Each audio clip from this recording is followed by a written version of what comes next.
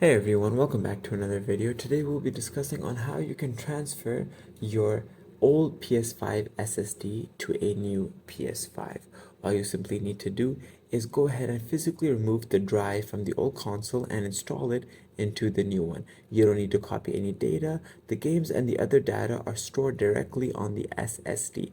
However, you should first use the data transfer utility on the new PS5 to transfer your saved games and user profiles from the old console. Now what you simply need to do is, first things first, turn off and unplug the old PS5, remove the M.2 SSD cover by unscrewing and removing the cover. Carefully remove the M.2 SSD by unscrewing the drive and gently pulling it out. Then go ahead and install the old SSD into the new PS5, and then simply go ahead and screw it in. Once you've done that, use the data transfer utility on the new PS5 to transfer your saved games and user profiles from the old console to the new one. This should ensure your profiles and saved game data on the new PS5 even if you don't transfer the SSD. That's about it. I hope this video was helpful for those watching. Thank you.